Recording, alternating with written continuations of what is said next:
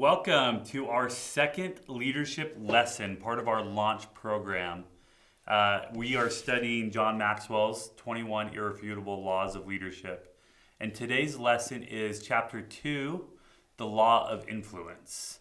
The first lines of the chapter sums this lesson up pretty nicely. It says, the true measure of leadership is influence. Nothing more, nothing less. John illustrates a great example of leadership through Mother Teresa, who was small in stature, but huge in leadership ability. And he gives a great story of everything that Mother Teresa was able to accomplish, both in her missionary work, but also in her ability to call it how she saw it. And for those of you that have read the chapter, you know the stories I'm referring to. For those of you that have not, stop right now and go read it. Remember, you got to read the chapter too. It's not just watching videos, no Cliff Notes versions here.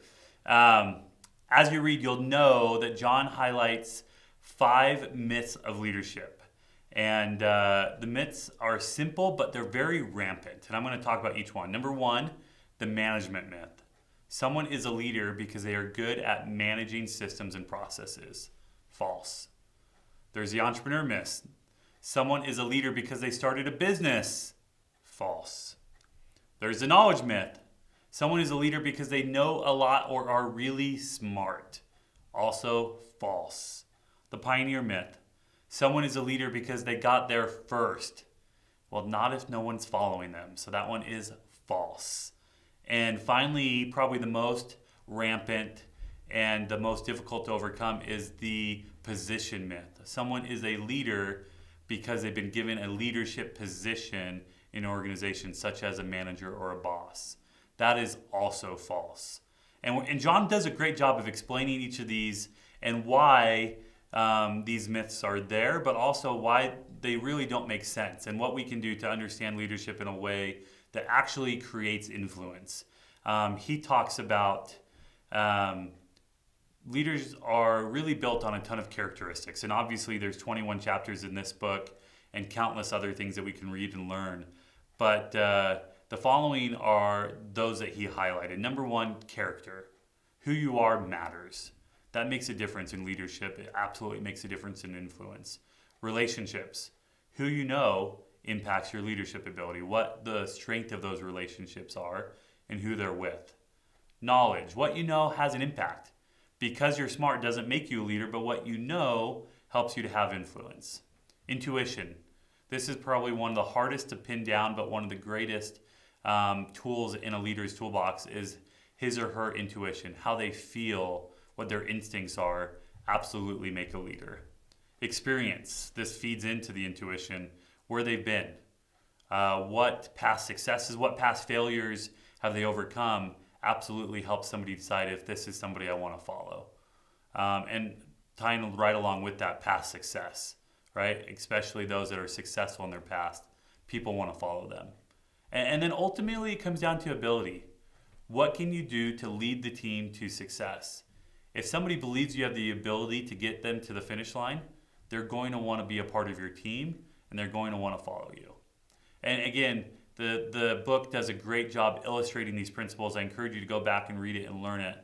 But let's talk about how that applies to what you do here at Caliber and as part of a door-to-door team, whether you're a rep or a manager. I invite you to take a second to think about a boss or a leader that you had that you didn't like, that wasn't particularly good. Ask yourself, what myth did they use to put themselves in a position of leadership?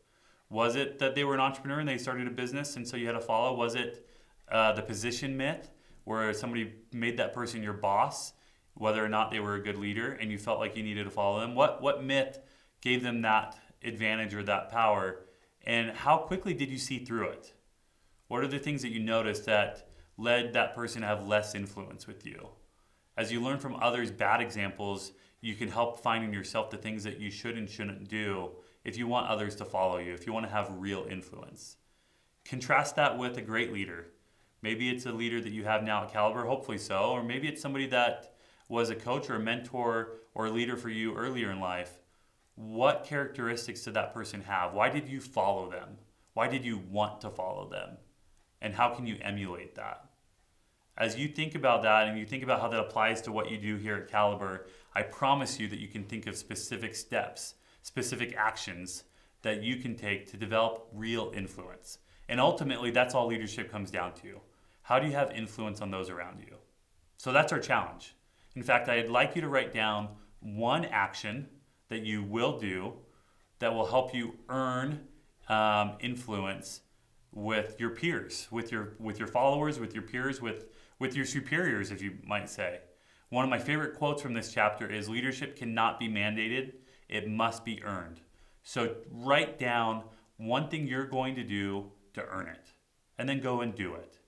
And after doing it, take a few minutes to write a few sentences, maybe a page, but give us a reflection journal that talks about what you learned. And I promise you that as you do that, you will start to earn influence, which is the greatest resource you can have as a leader. Until next time, let's be men and women of action and go and do it. Have a great day.